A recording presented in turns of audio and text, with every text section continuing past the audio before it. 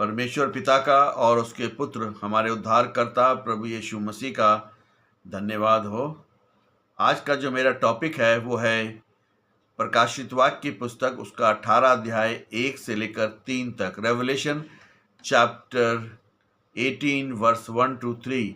और ये इस श्रृंखला का वीडियो नंबर 90 है।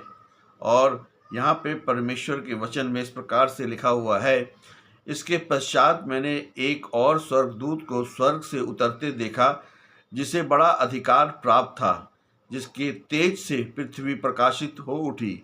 उसने उच्च स्वर से कहा, गिर पड़ी महानगरी बाबुल, गिर पड़ी, वे दुष्ट आत्माओं का निवास और सब प्रकार की अशुद्ध आत्माओं का अड्डा और प्रत्येक अशुद्ध तथा घृणित पक्षी का अड्डा बन गई है, क्योंकि सब जातियों ने उसके व्यभिचार की वासना की मदिरा पी है और पृथ्वी के राजाओं ने उसके साथ व्यभिचार किया है, तथा पृथ्वी के व्यापारी उसके भोग विलास के धन से धनवान हो गए हैं। यहाँ महान बाबुल, द बेबीलोन द ग्रेट, को अंतिम और पूर्ण विनाश की घोषणा है। अध्याय 17 में जहाँ हमने देखा था कि राजनीतिक शक्तियों ने धार्मिक बाबुल यानी वैश्या को नष्ट किया, वही अध्याय 18 में हम आर्थिक, व्यापारिक और सांस्कृतिक बाबुल के पतन का विलाप और न्याय देखते हैं। यहाँ पर महान बाबुल की सीधा संकेत रोमन साम्राज्य की ओर था। रोम का वैश्विक व्यापारिक एकाधिकार, ग्लोबल मोनोपोली। वचन 3 में लिखा है कि पृथ्वी के व्यापारी उसके सुख और विलास के कारण धनी हुए। ऐसा ऐतिहासिक रूप से पहली बार शताब्दी में रोम पूरी तरह दुनिया के व्यापार का केंद्र था। भारत, चीन, अरब और अफ्रीका के व्यापारी रेशम, मसाले, सोने और दासों का व्यापार करने के लिए रोम पर निर्भर थे। रोम की विलासिता ने दुनिया भर के व्यापारियों को अमीर बनाया था। नैतिक और आत्मिक पतन यानी कि मॉरल डिके। ऐतिहासिक रोम अपनी विलासिता यानी कि लग्जरी और अत्यधिक घमंड और क्रूरता के लिए जाना जाता था। रोम के ग्लेडियर खेल यानी कि जिसको कि अंग्रेजी में ग्लेडिएटर कहते हैं, एक प्रकार का खेल होता था, और दासों का शोषण और खुलेआम व्यभिचार आम बात थी। अशुद्ध आत्माओं का अड्डा, ए ड्वेलिंग फॉर डीमंस। जब यशाया और यिर्मयाह भविष्यवक्ताओं ने प्राचीन बाबुल यानी कि मेसोपोटामिया के पतन की भविष्यवाणी की थी, तो उन्होंने ये कहा था कि वह खंडहर बनकर जंगली जानवरों और अशुद्ध प्राणियों का घर बन जाएगा। यशाया 13:21। यूहन्ना उसी भाषा का उपयोग करते हैं और ये बता रहे हैं कि जो रोम आज भव्य दिखता है, परमेश्वर के न्याय के बाद वो एक भयानक खंडहर और भूतों का डेरा बन जाएगा।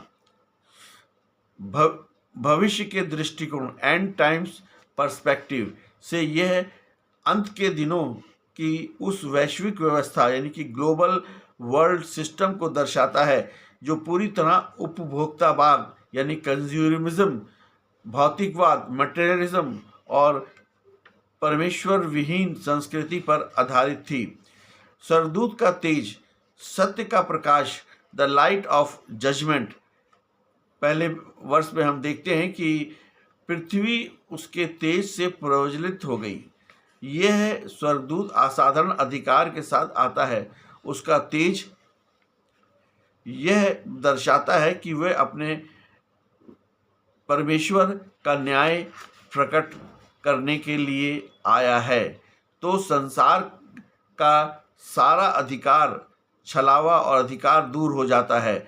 बाबुल यानी संसार ने अपने तड़क भड़क और चमकदार और चमक दमक और झूठी रोशनी से इंसानों को अंधा कर रखा था, लेकिन स्वर्गदूत का दिव्य प्रकाश बाबुल की असलियत को उजागर कर देता है कि वह भीतर से कितनी सड़ चुकी है। वर्ष 2 में हम देखते हैं कि गिर गया महान बाबुल गिर गया। इस भविष्यवाणी ने भूतकाल यानी कि पास्ट का उपयोग हुआ है। स्वर्गदूत ये घोषणा ऐसे करता है कि मानो बाबुल पहले ही गिर चुका हो या गिर गया है। यह परमेश्वर के वचनों की निश्चितता को दिखाता है कि संसार की उस प्रणालियां यानी जो सिस्टम्स थे आज अमर और अजय लगती हैं, जैसे बड़े बड़े बैंक, वैश्विक बाजार, शक्तिशाली सरकारें, और परमेश्वर की दृष्टि में उनका पतन तय हो चुका है। पाप की इमारत चाहे कितनी भी ऊंची क्यों ना हो, उसका ढहना निश्चित या तय है। वर्ष 3 में हम देखते हैं कि आत्मिक व्यभिचार और मदिरा, स्पिरिचुअल एडल्टरी, इंटॉक्सिकेशन, उनके व्यभिचार के तीव्र प्रकोप की महिमा के कारण। बाइबल में व्यभिचार का अर्थ केवल शारीरिक पाप नहीं, बल्कि परमेश्वर को छोड़कर संसार, धन और मूर्तियों से प्रेम करना है। मदिरा यानी कि मदिरा बुद्धि को भ्रष्ट कर देती है और इंसान को मदहोश कर देती है। बाबुल की मदिरा भौतिकवाद और वासना की मदिरा है। आज संसार की इस मदिरा के नशे में चूर है। लोग सोचते हैं कि पैसा, ऐशोआराम और आधुनिक जीवन शैली ही सब कुछ है। इस नशे के कारण पृथ्वी के राजाओं, राजनीतिक ताकतों और व्यापारियों और कॉरपोरेट शक्तियों ने अपनी आत्मा का सौदा कर लिया है। गंभीर चेतावनी ये है कि संसार का छलावा अस्थायी है। धन, पद और सांसारिक सुख विलास की व्यवस्था यानी कि बेबीलोनियन सिस्टम बहुत जल्द ही ढहने वाला है। जो व्यापारी और राजा आज इसके बल पर घमंड कर रहे हैं, वे कल रोएंगे। रेवलेशन 18:11। हमारा बुलावा अलग है। इसके ठीक बाद का वचन 4 में परमेश्वर कहता है कि हे मेरे लोग, उसमें से निकल आओ कि तुम उसके पापों के अधीन ना हो और ना ही उसके भागी हो। एक मसीह के रूप में हमें इस संसार में रहते हुए भी इसके मटेरियलिस्टिक और परमेश्वर के विहीन ढंग से नहीं ढलना है, बल्कि अपनी आत्मिक शुद्धता को बनाए रखना है। हमें पूरी तौर पर यीशु मसीह को ग्रहण करना है।